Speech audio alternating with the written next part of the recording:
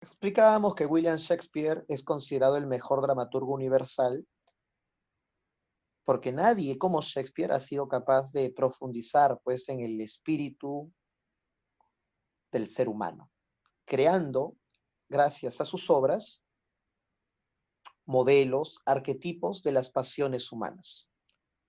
Su gran conocimiento de la naturaleza y del espíritu humano le ha permitido a William Shakespeare crear personajes que reflejan las pasiones del ser humano.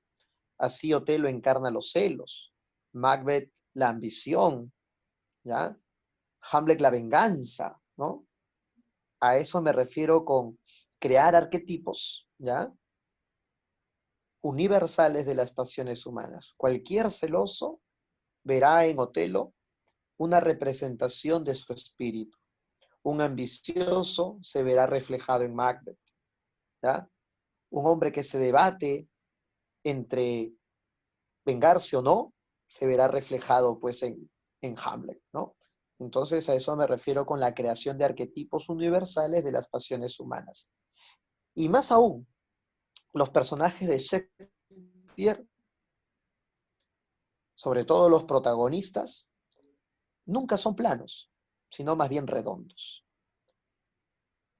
Profe, no entiendo esto de personajes planos o redondos. Mira, los personajes planos son los personajes que no experimentan ningún cambio, ninguna evolución en su conducta, en su forma de comportarse a lo largo de una obra.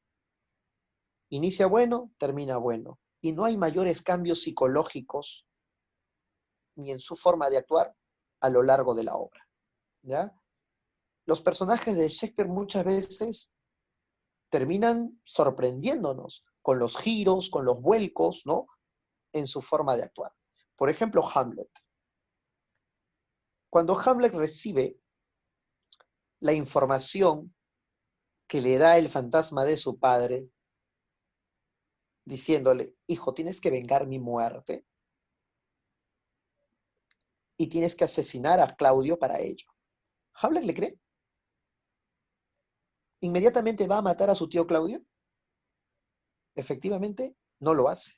Lo duda, lo medita y busca la manera de descubrir si efectivamente lo que le ha afirmado el fantasma, el supuesto fantasma de su padre, era cierto. Cuando recién tiene la confirmación de que su tío es el culpable, decide asesinarlo.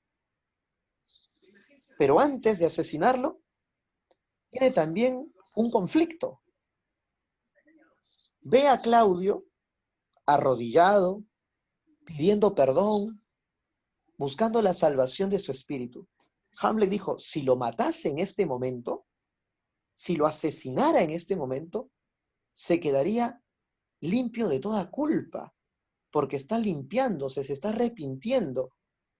Y si lo asesinara, limpiando su espíritu a través de esta oración, a través de este ruego, entonces, ¿qué venganza estoy logrando?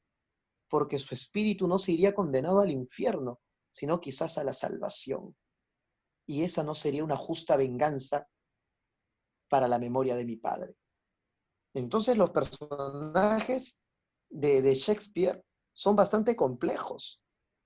Sus acciones muchas veces están marcadas por ideas, por pensamientos mucho más complejos, ¿ya? Otelo, otro ejemplo. Otelo ama a Desdémona. Es la mujer por la cual ha luchado, por la cual se ha atrevido a enfrentarse incluso a Brabantio, el padre de Desdémona. Pero logra quedarse con ella, logra hacerla su esposa. Sin embargo, debido a los celos, termina asesinándola. Entonces los personajes de Shakespeare terminan siendo indescifrables, terminan siendo sorprendentes en sus acciones, en los giros que durante la obra nos muestran su proceder y su conducta. A eso me refiero con personajes redondos, que nunca actúan de la misma manera, que terminan siendo impredecibles, que resultan cambiantes en sus acciones y decisiones, como el ser humano. ¿O el ser humano dice, yo soy bueno y todos los días hace cosas buenas? Vamos a hacer una pregunta a ver a una de las señoritas. A ver, Jacqueline. Hola, profe. Buenas tardes, Jackie. Hola, Jackie, ¿qué tal? ¿Cómo estás? Jackie, una consulta. ¿Tú te consideras una chica buena o una chica mala? Una chica buena. Ya, te consideras una chica buena porque seguro no le haces daño a las personas, pues, ¿no? Y si lo has hecho, ha sido sin querer, me imagino. ¿Ya? Ajá. Ya. Ahora, ¿todos los días de tu vida has hecho cosas buenas? ¿Nunca has hecho nada malo? ¿Nunca has tenido un mal pensamiento? ¿Nunca le has deseado el mal a nadie? ¿Nunca has mentido? No, sí he hecho, sí he hecho. Entonces, tú puedes ser una persona buena, pero que en algún momento de su vida ha hecho cosas malas.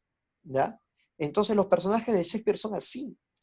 Muestran la rica y la compleja naturaleza humana. ¿Ya?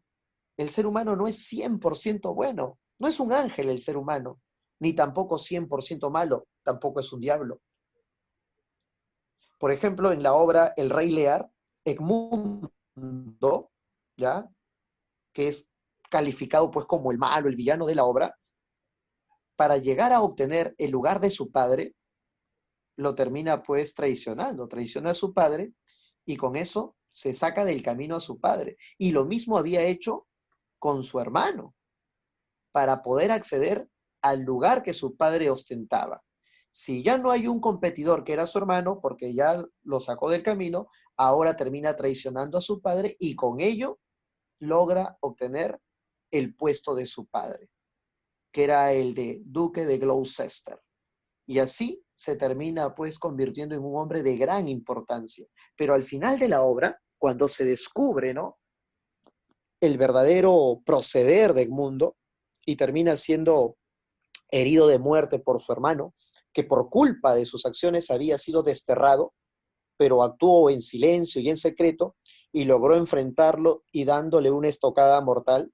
Este Edmundo, antes de morir, le termina revelando al rey Lear, ¿ya?, cuál era el lugar donde estaba su hija Cordelia, que iba a ser asesinada.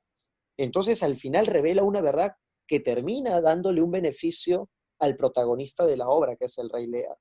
Es decir, al final termina reconociendo sus faltas, termina reconociendo su error, termina pidiendo perdón por todo lo malo que hizo, por toda la ambición, ¿no?, nociva y daños que provocó, y termina revelándole una verdad que le resultará útil al rey Lear para pretender salvar a su hija. Entonces es una persona ambiciosa, egoísta, que actuó muy mal, pero que termina arrepintiéndose, que termina arrepentido de todos los errores, ¿no?, y perjuicios que provocó. Entonces encontramos un personaje que también es capaz de hacer cosas buenas, a pesar de las cosas malas que había hecho.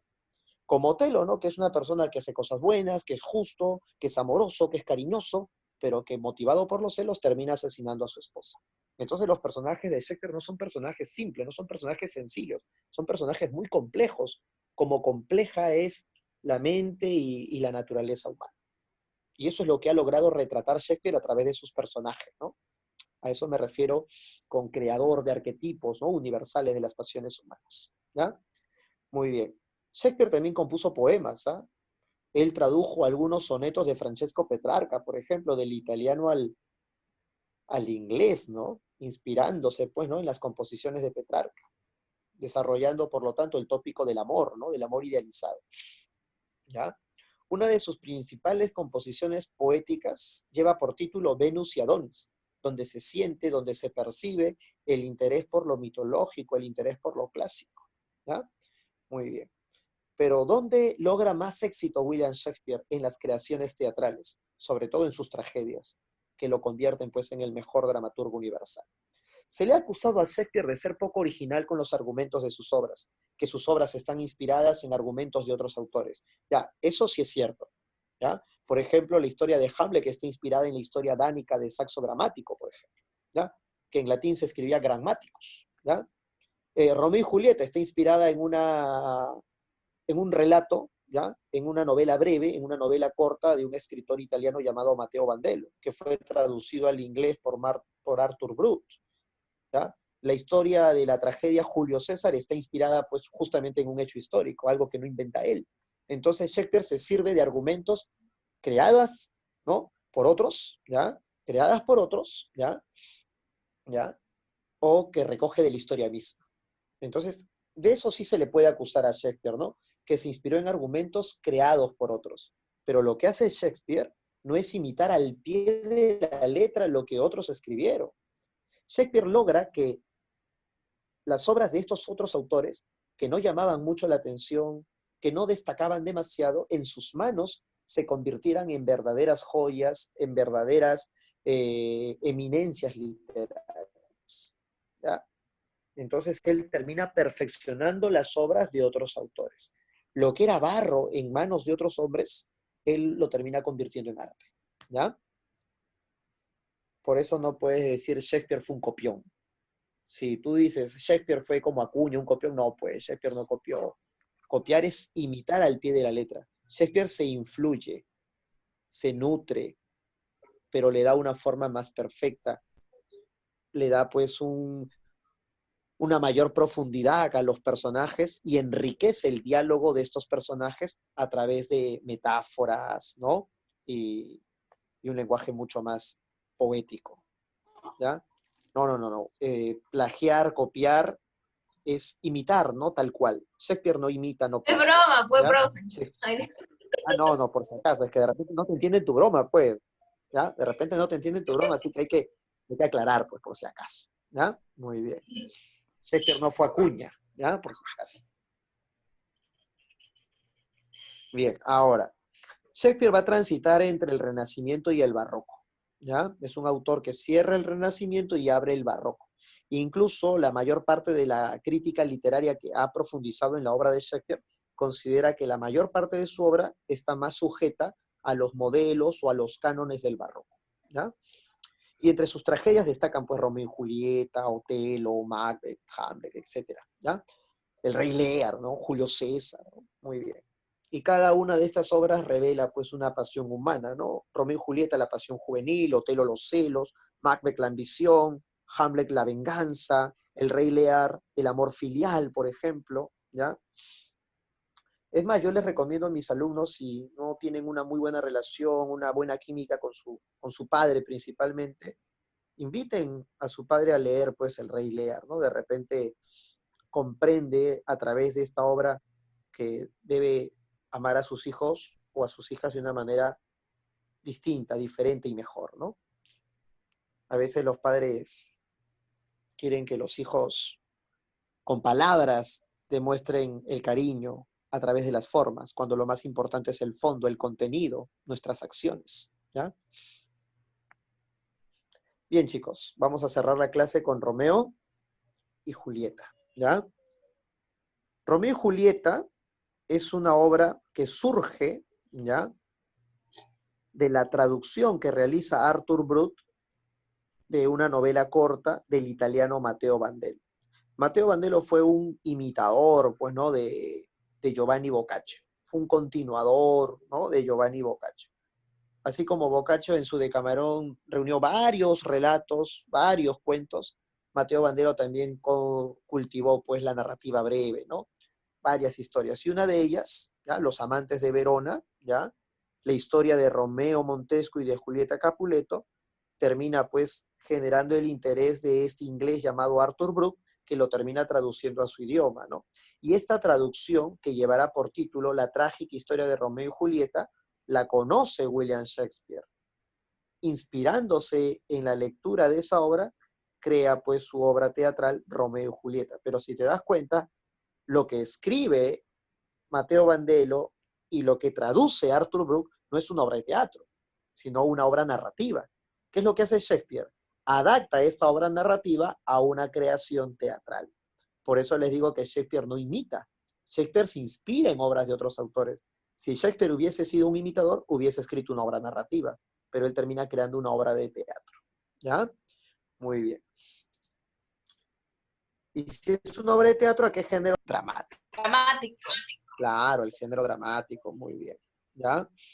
Es una tragedia dividida en 5 actos, está escrita en verso y en prosa, Y a diferencia de las tragedias griegas, aquí sí logran observarse hechos violentos, ¿ya? Sí hay escenas violentas. El lenguaje es bastante poético. Recuerda que Shakespeare también fue poeta, así que Shakespeare no tenía problemas al hacer hablar con un elevado lirismo, con un elevado, ¿no? Roce poético a sus personajes, ¿ya? Los sucesos se ambientan en la ciudad italiana de Verona. Algunos no sé por qué me dicen Venecia, es Verona la ciudad donde transcurren la mayoría de los acontecimientos. Y Mantua es la ciudad a la que Romeo acude tras su destierro, ¿ya? El tema central, la pasión juvenil, perdón. Hay un desborde de la pasión, ¿no? Entre Romeo de unos 16 años y Julieta, una muchachita que está a puertas de cumplir 14 años, ¿ya? Y el inicio, pues la pelea entre criados, ¿no? Tanto se odiaban los Montesco con los Capuleto que hasta los empleados de ambas familias se odiaban. Por eso, al inicio de la obra, los empleados de los Montesco se enfrentan a los empleados de los Capuleto. Esta gresca entre los sirvientes de ambas familias despertará la intervención también de Montescos y de Capuletos. Y la ciudad de Verona termina polarizándose, algunos a favor de los Montesco, otros a favor de los Capuleto. Así que una pelea de 2 contra 2, dos sirvientes Montesco contra 2 sirvientes Capuleto, se convirtió en una pelea de decenas. Montescos, vecinos de Verona enfrentándose, ¿no? Algunos a favor de los Montesco, otros a favor de los Capuleto. Hubo una pelea que terminó generalizándose. De pronto, así como empezó pues la gresca entre Andrés Vice y Mayra Couto, ¿no? Empezaron ahí a sumarse algunos actores de Alfonso y Sitio a favor de Andrés Vice, otros a favor de Mayra Couto, y todo el Perú terminó polarizándose, ¿no? Igualito, pues, ¿no? Igualito. ¿Quién estaba harto de estas discusiones, de estos pleitos, porque ya habían derramado la sangre de gente inocente? De Verona, ¿quién estaba harto de estas situaciones? Escalus, ¿no?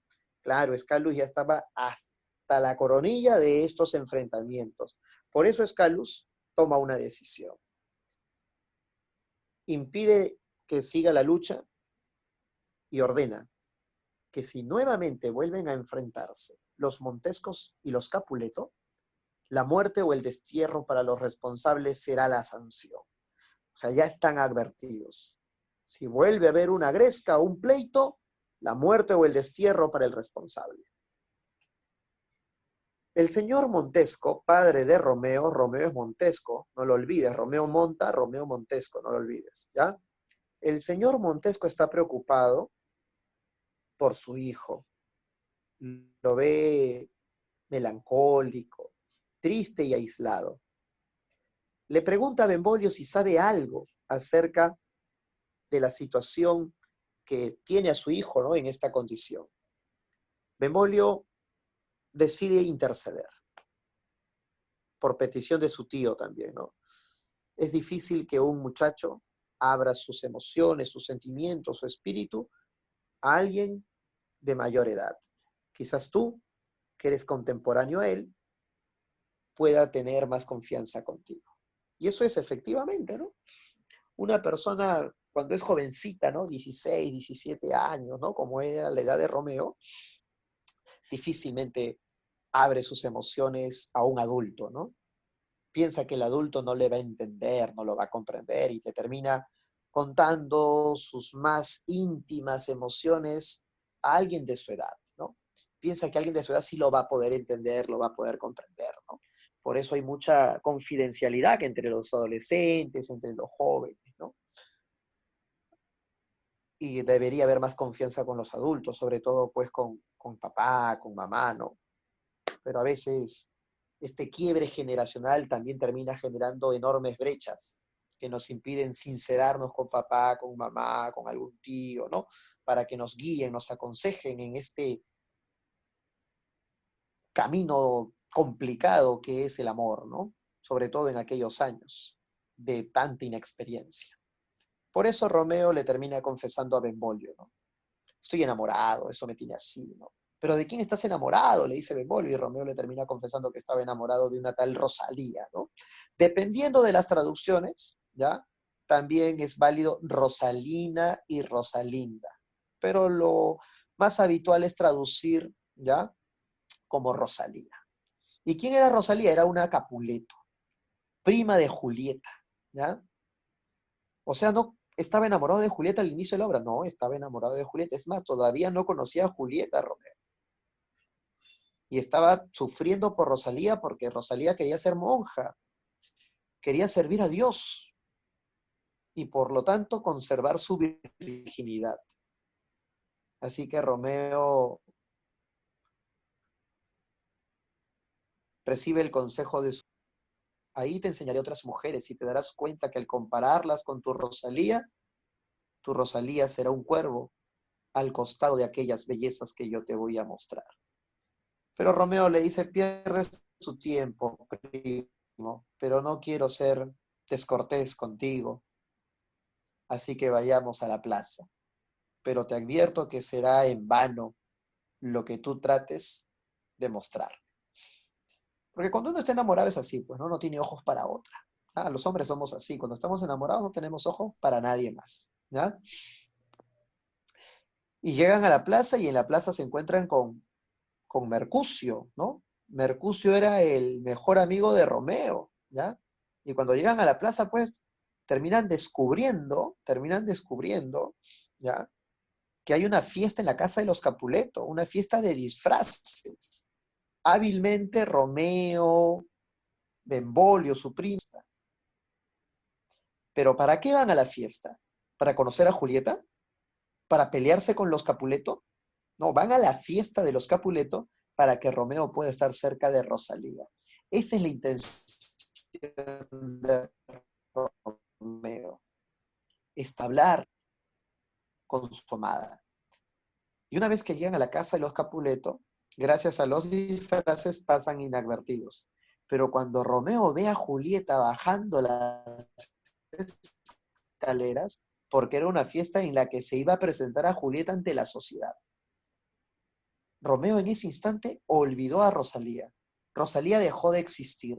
Ese amor que le había causado tanto dolor y sufrimiento dejó de importunarlo, pues ahora surgía un nuevo amor. Un viejo amor ha muerto y nace un nuevo amor. Y cuando Romeo empieza a hablar de la belleza de Julieta, su voz la distingue Teobaldo, primo de Julieta. Y al reconocer, al identificar la voz de un Montesco, Teobaldo se llena de enojo, de ira, y le dice a su tío, ¿no? El señor Capuleto, el padre de Julieta, el dueño de la casa, el dueño de la mansión. Tío, unos Montescos se han infiltrado a nuestra fiesta. Hay que hacerlos correr. Dejadme desenvainar la espada, tío. Pero su tío no quiere que la fiesta de su hija se convierta, pues, en un ajetreo, se convierta en un escándalo. Por eso le pide a Teobaldo que se controle, que se calme y que si no puede contenerse, si no puede sufrir la presencia de Romeo Montesco, que se retire. Pero tío, le dice, ¿cómo me vas a pedir eso? Ya sabes qué, retírate. Y lo bota a su sobrino. Y Teobaldo se va ofuscado, molesto, enojado, prometiendo que se vengará, que esto no quedará así. Pero Romeo ya tiene el camino libre, pues, ¿no? Ya tiene el camino despejado. Se acerca a Julieta y con mucha osadía le toma las manos, coge sus manos entre las suyas y le dice, disculpe señorita, pero usted que es la mujer más hermosa que mis ojos hayan podido ver, y permita que unos besos de mis labios peregrinos borren la mala impresión que seguro han provocado estas manos impías que se han atrevido a profanar el blanco templo de su piel. A Julieta jamás le habían hablado de semejante forma, con un lenguaje tan apasionado y lírico. Quedó también fascinada con este muchacho. Una vez que la fiesta termina, Romeo se marcha con Benvolio y Mercucio. Julieta le pregunta a su nodriza, a su niñera, ¿no? A su nana, ¿quién es ese joven que allá va? Claro que al principio preguntó por otros jóvenes para disimular, para distraer la atención de su nodriza, pero finalmente terminó preguntando por Romeo, ¿no? Y la nodriza le dijo, bueno, ese muchacho pertenece a una familia rival de la nuestra, él es Romeo Montesco. Y Julieta dice, qué tarde te he conocido, cuando ya no puedo dar marcha atrás a este amor. ¿Por qué dice que tarde lo conoció? Porque se dio cuenta que era un enemigo tarde, ya lo amaba, ya estaba enamorada de él, ya tenía el bichito del amor inoculado en su corazón, cuando supo que ese muchacho era un Montesco, era un enemigo. Probablemente, de haber sabido que era un enemigo antes de conocerlo, nunca se hubiese enamorado de él, pero se ha enamorado porque no sabía que era un Montesco. En esta ocasión, el amor ha superado las barreras sociales, ¿no? Barreras colocadas por el odio de ambas familias. Pero estos chicos, con su amor, han estado por encima de esas rivalidades. Una vez que ha terminado la fiesta, Romeo se marchó con Mercucio, se fue con Benvolio, pero se separó de ellos y regresó a la casa de los Capuleto. Profe, pero la fiesta ya había terminado, así que las puertas estaban cerradas, sí, pero él no entró por la puerta. Él saltó por la cerca, por los muros, y llegó al jardín de los Capuleto. Miró hacia el segundo nivel, hacia la segunda planta, preguntándose en cuál de esas habitaciones se hallará Julieta. De pronto se encendió una lámpara y, temeroso de que un Capuleto lo pudiese encontrar y avisar a otros que pudieran matarlo, decidió esconderse entre los arbustos del jardín. Pero quien había prendido esa lámpara y quien terminó asomándose al balcón fue Julieta. Y teniendo solo como testigo a la luna, empezó a hablar del amor que Romeo había encendido en su corazón, sin imaginar que Romeo, allí abajo, entre los arbustos, oía absolutamente toda esa declaración de amor y de pasión. Finalmente Romeo salió de los arbustos, Julieta lo distingue, como que se abochorna un poco, pero luego le pide que sea sincero. Sé sincero, no juegues conmigo. Temo que tus palabras sean engañosas para mí. Júrame por lo que más quieras que eres sincero, que lo que buscas conmigo es algo serio. Palabras a la luna, que brilla en lo alto y que siente de vergüenza y que siente vergüenza ante tu brillo. Julieta le dice, no me prometas nada por la luna, porque la luna es cambiante y no vaya a ser que tus palabras varíen como la luna varía, porque la luna no siempre tiene la misma forma ahí en el firmamento. Cuarto menguante, cuarto creciente, entonces varía la luna, de repente tus palabras varían como la luna. Hoy dices que me amas y quién sabe mañana esto termine siendo completamente distinto. Por eso Julieta le dice, no me jures por la luna. Dice, júrame por ti, que es lo que yo más amo. Y llévame al altar si es si es sincera tu intención. Y es por eso que Romeo al día siguiente se casa con ella, bueno, para demostrarle que lo que él siente, que lo que él está diciendo es cierto. O sea, al día siguiente nomás se casaron, ¿eh? ¿Y quién los casó? Fray Lorenzo. Profe, ¿y por qué Fray Lorenzo los casa? Porque piensa que un matrimonio entre un Montesco y una Capuleto podría ser el inicio del fin de la rivalidad de ambas familias. Por eso los termina casando, creyendo que con este enlace matrimonial ambas familias tendrían motivos para amistarse. Sin embargo, las cosas no salieron bien. Romeo, rumbo a su casa, después del matrimonio, se encontró con Mercucio, con Benvolio, Mercucio su amigo, Benvolio su primo, quienes discutían con Teobaldo, el primo de Julieta, y Teobaldo, al ver aparecer a Romeo, lo llenó de improperios. Pero Romeo le dijo, mira, yo no acepto tus insultos, pero tampoco te pienso pagar con la misma moneda. Por cuestiones que tú aún desconoces, querido Capuleto, siento en mi corazón no animadversión hacia ti, sino al contrario, siento que te aprecio y que te quiero. Teobaldo, en vez de tomar estas palabras como una invitación a la paz o a la calma, sintió que Romeo se estaba burlando de él y esto enardeció su corazón, desenvainó su espada y arremetió contra Romeo, que no quería pelear. Mercucio llamó cobarde a Romeo. No tienes valor para defender tu honra, pues tendré que hacerlo yo. Para eso soy tu amigo. Y Mercucio termina recibiendo la estocada mortal de Teobaldo. Por tal motivo, Romeo decide vengar la muerte de su amigo y termina asesinando a Teobaldo. Pero recuerda lo que dijo el príncipe Escalus al inicio de la obra, ¿no? Cuando los Montesco y los Capuletos se pelearon, que si volvían a enfrentarse, la muerte o el destierro. Entonces Romeo terminará marchándose desterrado a Mantua, pero antes de irse desterrado pasará la noche con Julieta. Dormirán juntos por primera y única vez. Pero ya eran esposos, pues, ¿no? Ya eran esposos. Así que ya podían ya. Cuando llega la mañana, Romeo se marcha. Y Julieta hubiese querido, pues, que el día fuese más largo. Pero Romeo tenía que irse. Se fue a Mantua. Julieta quedó muy triste con la partida de Romeo. Su padre sospechó que ella sufría por la muerte de su primo. Entonces, como hemos perdido a un hombre importante dentro de la familia, tenemos que reponer esa pérdida. Por eso he aceptado la petición del conde Paris, te vas a casar con él. Julieta protesta, hace su berrinche, pero el padre le dice, te casas y punto. Julieta no sabe qué hacer. Acude a Fray Lorenzo y Fray Lorenzo le dice, toma esta pócima. Llega a tu casa, dile a tu padre para que no levante sospechas que ya quieres que sea mañana para poderte casar con Paris. Y cuando estés a solas en tu habitación beberás este brebaje que es un cataléptico, fingirá tu muerte, te llevarán a la cripta, te colocarán en un hueco, cubrirán ese hueco con una piedra plana. Pero yo enviaré un mensajero donde Romeo.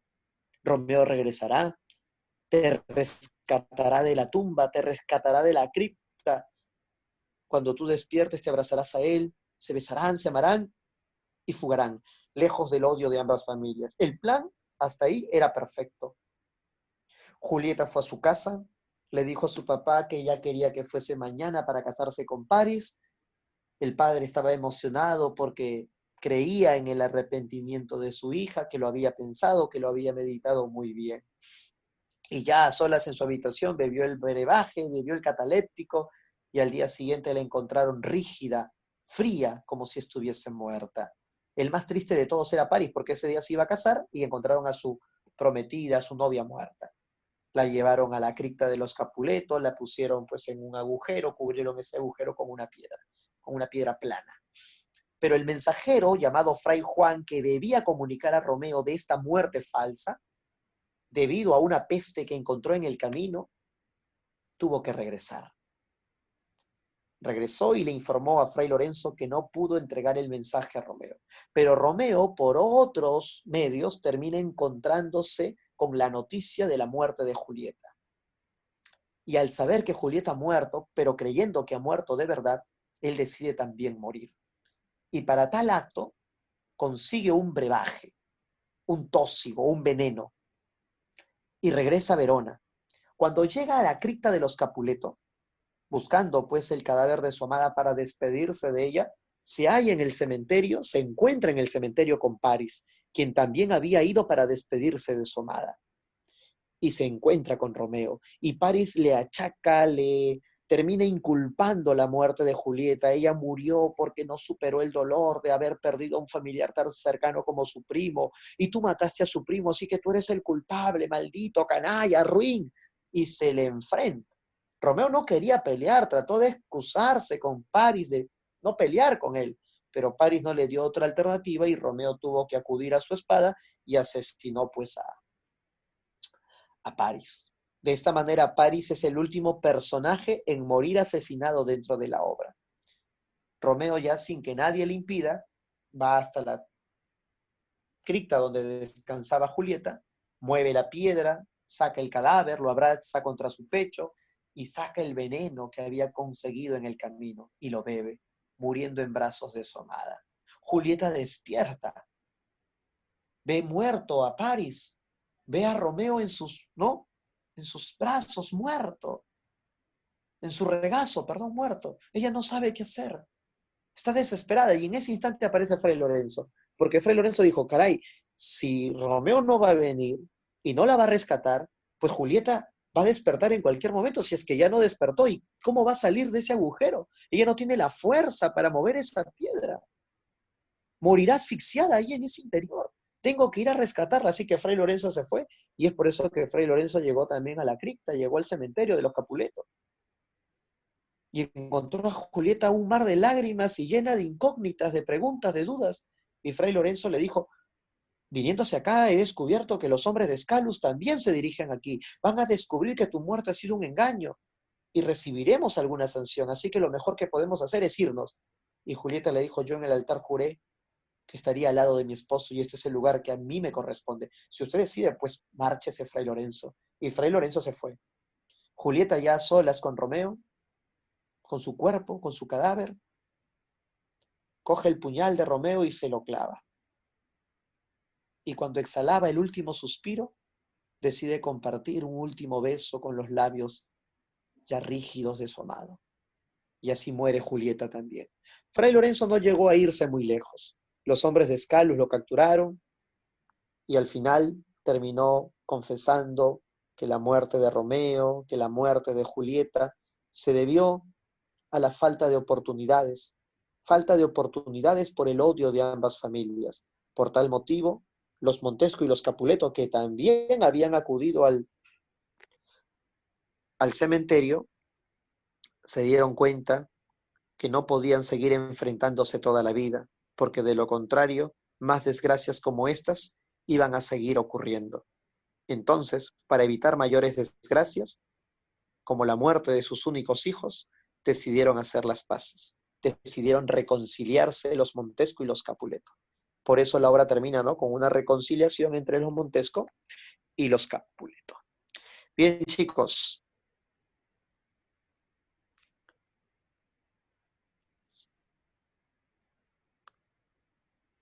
Bien, chicos, ha sido todo por hoy.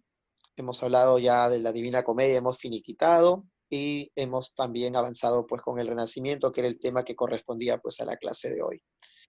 Espero haber satisfecho algunas expectativas, despejar algunas dudas, ¿ya?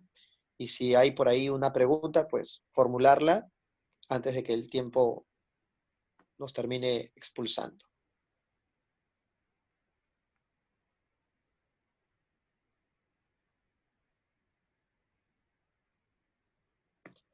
Bueno, chicos, antes de que el tiempo nos bote, cuídense muchísimo. Como siempre, es bastante agradable trabajar con ustedes y nos vemos hasta la próxima semana. No sé, espero algún comentario, alguna duda para resolverla la próxima semana. Todo bien, ¿no? Me parece que sí.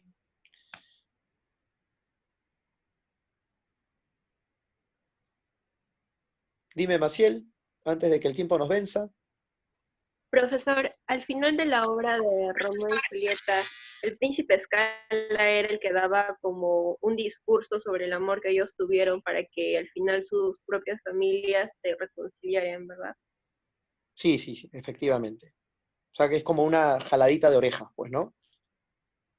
Y eso logra finalmente pues la reconciliación de ambas familias. ¿Ya? Bien, profesor, gracias. Bien. Bueno, chicos, como siempre, ¿no? Un placer y hasta la próxima semana. Ya, chicos, cuídense muchísimo. Nos vemos. Chao, profe. Cuídense. Chao, chicos. Chao, Abel. Chao, Yair.